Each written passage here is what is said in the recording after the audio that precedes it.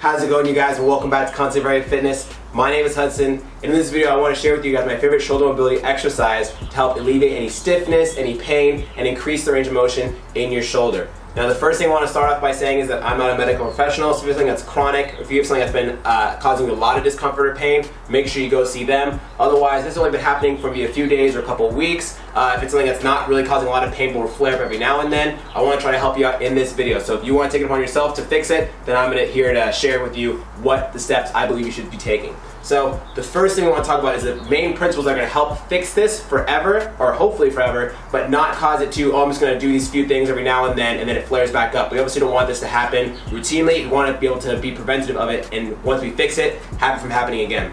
So the first thing we want to be very conscious of is when it comes to your shoulder, if I let my shoulders internally rotate and my shoulder capsule comes in this way, then I'm instantly limited in my range of motion. So I'm not able to move my arm up and back, I'm not able to get it behind me. It's going to really restrict your mobility, as well as cause it to be in a compromised position, which can really cause for a lot of impingement. So if my shoulder's tucked over like this, things are going to start rubbing when they shouldn't be rubbing, and it's going to cause tears, it's going to cause cartilage issues. So the first thing you want to be very conscious of throughout your day is pulling your shoulders down and back as much as you possibly can. So whether you're sitting in your car, whether you're at your desk, whether you're standing at a grocery store, don't be like this on your phone. Try to be up and down as much as you can to the best of your ability.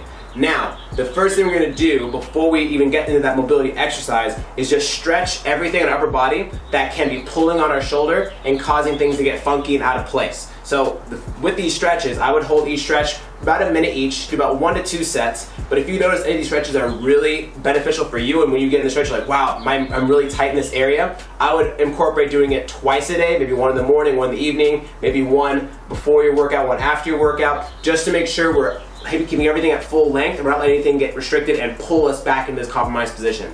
So the first one we're going to do is we're going to do thread the needle. So we're going to help open up and stretch our scapula. So in a tabletop position, you're first going to bring your arm through and then drop your chest straight down to the floor. So I'm going to push my tricep into the floor. I don't want my chest to lean to the side. I want to look straight down and push my shoulder down. If that's not too bad, think about inching that hand a bit further and then lifting your shoulder up as you keep your elbow down. So I'm thinking about almost turning in this way, and I'll get a little more of a shoulder and upper back stretch from there. Really great stretch, I love it. About a minute each side there. The next one we're going to do is lying pec stretch. So from here, you're going to lay on your stomach, have your arm out to the side like this, and then rotate over, so that way it's going to stretch out your shoulder and your pec. Spend about a minute there each side. If you like, you can also straighten out your arm and feel like you get a deeper stretch that way. Whatever angle on your arm feels the best to help you get a good stretch. Make sure you're not cranking yourself too much though. Don't get in that position and then just go wham, and then really try to get into it deep. Just go to where you feel a good stretch,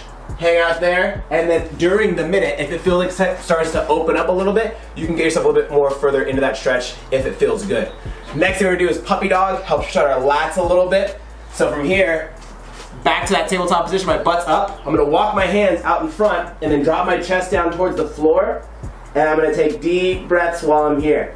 Great way to help stretch out your lats as well as your upper back and your thoracic, and help open up if we have a tight thoracic spine. Really good exercise, but the biggest thing here is it's not child's pose. If you bring your butt towards your heels like this, it more so focuses on your lower back, which also is a great stretch if you want to focus on your lower back as well. But for the purpose of this stretch, we're keeping our hips straight up over our knees, and then we bring our chest down to the floor as close as we can get it to the floor. After that, we're doing seated bicep stretch. So having a seat, you're going to bring your arms as far back as you can, and then while I'm here, I'm going to raise my chest up and look straight up. I feel a deep stretch for me personally in my shoulders, but as well as my biceps. Depends which one's most tighter for you. Really great stretch. Hang out here about a minute. And then the last one we're going to do is we're going to do a neck stretch. So if you do this one kneeling like this, you're going to grab underneath your shin to kind of give you a little bit of stability here. Otherwise, if you're seated in a chair, you just grab the bottom of your chair. You're then going to grab your neck, and you're not going to actually pull on your neck. You're just going to use your hand with a little bit of weight, and then lean to the side a little bit, and then take deep breaths and relax here. Again, I'm not pulling down on my neck really hard. Don't do that. Just enough to give it a little bit extra of a stretch. If this feels good, you could also grab the back of your head and kind of pull down towards your armpit a little bit. You might get the back of your neck if that's tight as well. Great stretch for any stiffness you have in your trap or your neck.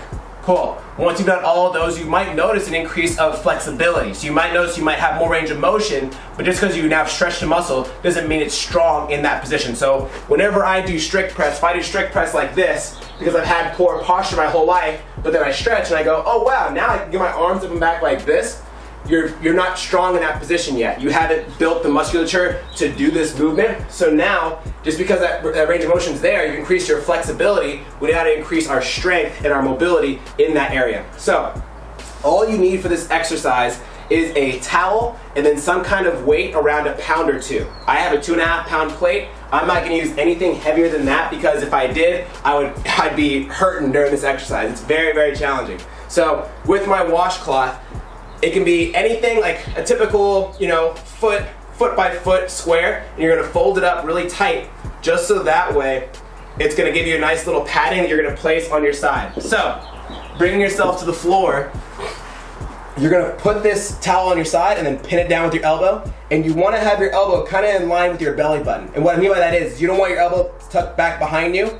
You can have it on top of your rib cage if that feels good, but if you can, try to get a little bit in front of your rib cage, and what that's gonna do is that's gonna cause your rear delt to turn off in this exercise and not be the main mover, which is what we wanna try to avoid. We wanna try to focus on our infraspinatus as well as our teres minor, which are the main muscles that help with external rotation. So, with my weight, if you don't have a weight, you can use a can of soup, you can use a big bottle of water, you can use anything like that, a book, just something that's about a pound or two, that'll give you a little bit of weight, because really, 2.5 pound weight is the heaviest I would go, and if I went any heavier, it'd be really, really challenging. So from here, laying however you wanna lay, elbows in front of the rib cage, I'm then going to turn my elbow out, try to get as high as I can, come back down, back up, right back down. And this isn't an easy exercise. So I'm gonna do about 3 sets, 8 to 12 each side, and I kind of feel it towards the base of my shoulder, which is where my infraspinatus and my teres minor connect to my shoulder, which is what helps the external rotation. So doing a few sets of these is gonna help strengthen those muscles, so once you do get an external rotation, you're strong in that position, and your shoulders can be able to stay there as you do any kind of overhead movement or any kind of movement that needs you to be in a good shoulder position. Now that's my favorite shoulder mobility exercise. I recommend you hit those stretches first and then try out this exercise and see how it goes for you. It'll make a huge difference in how your shoulder mobility is and help pull the shoulders down and back and get them strong for whatever exercise you have going on in the gym. If you guys have any questions or comments, make sure to leave them down below in the comment section. I'll be sure to get back to you guys soon. Let me know if you guys want to see any of the mobility exercise drills for any other body part. If you guys enjoyed this video, drop a like and subscribe for plenty more, and we'll see you guys in the next video.